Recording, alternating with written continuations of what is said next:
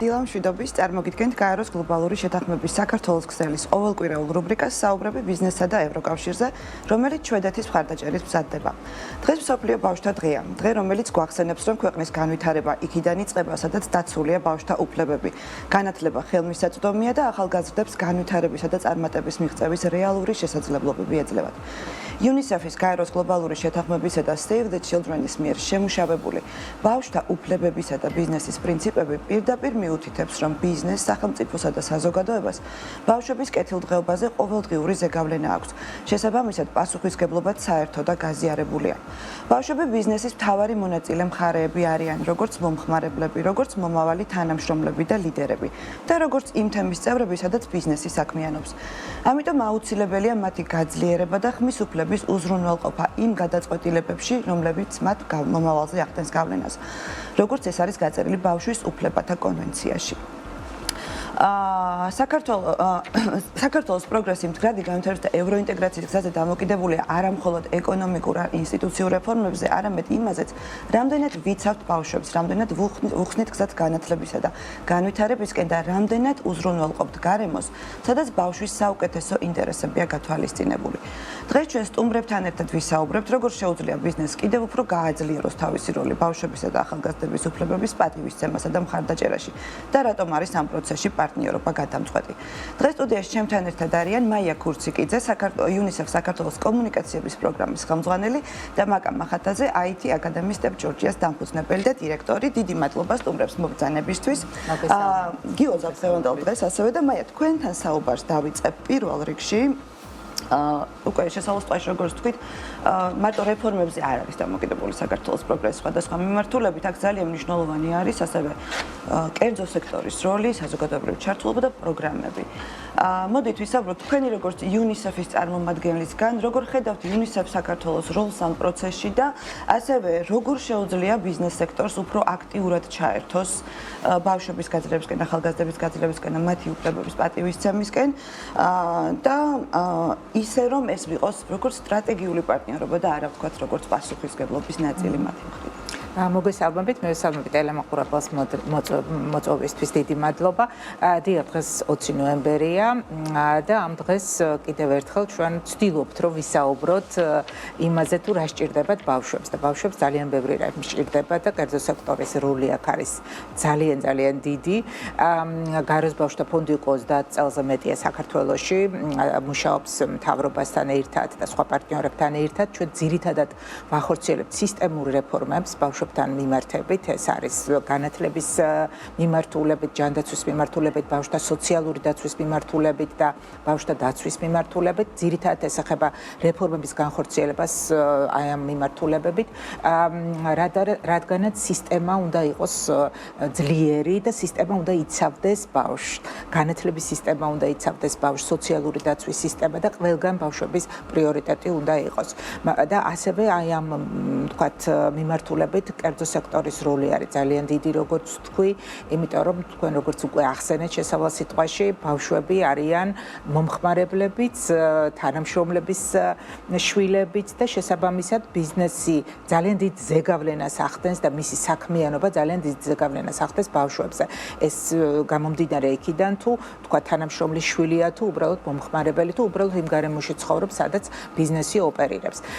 და ის ბიზნესის და ბავშვთა უფლებების დაცვის 10 პრინციპი, რომელიც ჩვენ ვახსენეთ, სწორედ არის ის ჩარჩო, რომელიც განსაზღვრავს იმას, თუ რას უნდა აკეთებდეს ბიზნესი იმისთვის, რომ მან ხელი შეუწყოს ბავშვების განვითარებას და ბავშვების უფლებების დაცვას, ხო?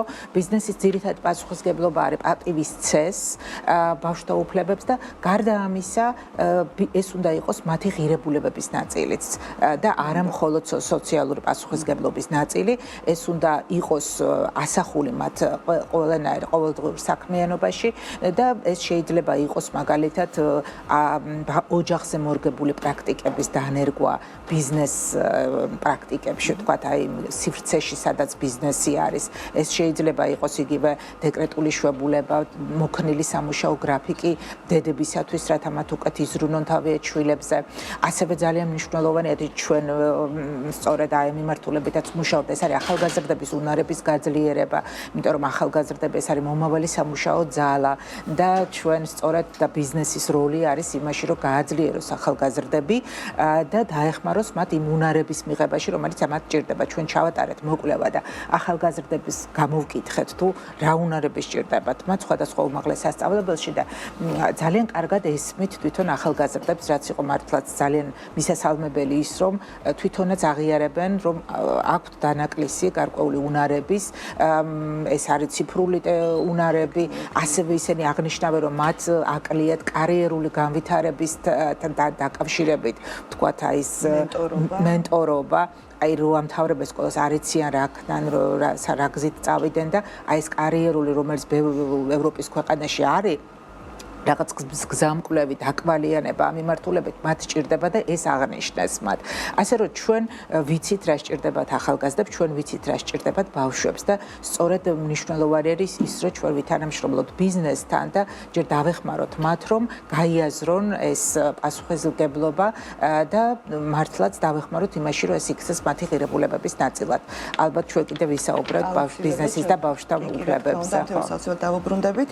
მაგრამ შემდეგი თქვენთან გადმოვა თქვენ წარმოადგენთ IT აკადემიას სტეპს ხართ დამფუძნებელი და დირექტორი და თქვენი შეფასებაც მაინტერესებს ასევე და თქვენ ძალიან აქტიურად მუშაობთ უკვე წლებია რომ მისცეთ ინკლუზიური იყოს მოზარდების და ბავშვებისთვის განათლების მიღება ტექნოლოგიების სფეროში რომ ხელმისაწვდომი და ინკლუზიური აი თქვენი საქმიანობიდან გამომდინარე რა კონკრეტულ პროექტებს ახორციელებთ ამ მიმართულებით და ასევე თქვენ საოცრად გითხავთ აი თქვენ როგორ შეაფასებთ კერძო სექტორის როლს იმაში რომ აი ბავშვების და ახალგაზრდების ჩართულობა უფრო ფართო გახდეს, უფრო იყოს მათი განვითარება მხარდაჭერილი სხვადასხვა პროგრამებით, აი თქვენი შეხვედრა. მადლობა, მოგესალმებით კიდევ ერთხელ და მივესალმებით თქვენს მსმენელებს.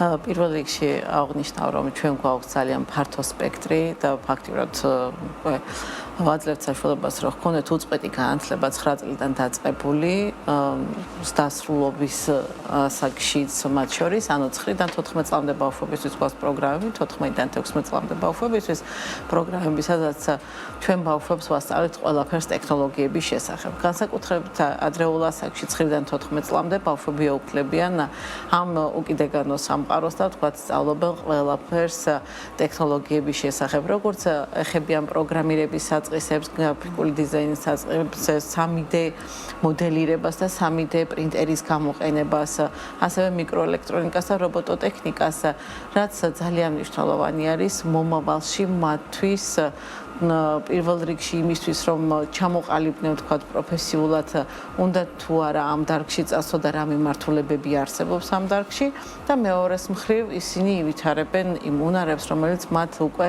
რეალურ სამყაროში დღეს და უახლოეს მომავალში დასჭირდებათ იმისთვის, რომ თავი დაიმკვიდრონ და იყვნენ წარმატებულები. რაც შეეხება ქალბატონმა მაიამ თქვათ პროფორიენტაციას, ხო ძალიან მნიშვნელოვანი არის ბავშვებისთვის პროფორიენტაცია და ამაში ბიზნესის როლიც ძალიან დიდი არის. აი მაგალითისთვის გეტყვით, რომ ჩვენ გვაქვს ასევე კერძო სკოლა, ხო? და ძალიან მნიშვნელოვანი არის თუ საშუალო საფეხურზე უკვე ბავშვებს ექნებათ საშუალება, რომ წავიდნენ კერძო ბიზნესში და ნახონ ესა თუ ის სფერო, რას წარმოადგენს და თუნდაც ერთი კვირა ჰქონდეთ მათ საშუალება, რომ პრაქტიკა გაიარონ. ეს იქნება მედიცინის სფეროში, ეს იქნება სამშენებლო სფეროში, გარდა ვთქვათ ტექნოლოგიებისა. რომ ძალიან მნიშვნელოვანია, რომ თავიდანვე სწორად ჩამოუყალიბდეთ ხედვა. ამასთან ერთად თქვათ პროფესიას, როდესაც შევძენ თქვათ გრაფიკული დიზაინის მიმართულებით ან პროგრამირების მიმართულებით, ძალიან მნიშვნელოვანია ასევე თვითონ პრაქტიკა, ადრე იყო ხოლმე თქვათ სტაჟირების პროგრამები და ასე შემდეგ.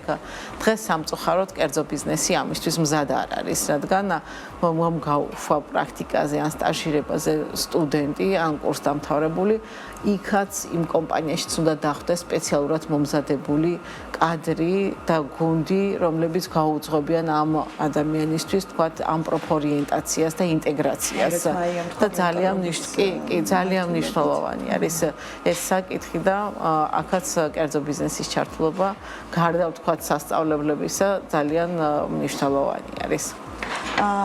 ძალიან მიხარია რომ ამ მიმართულებით ასე აქტიურად მუშაობთ.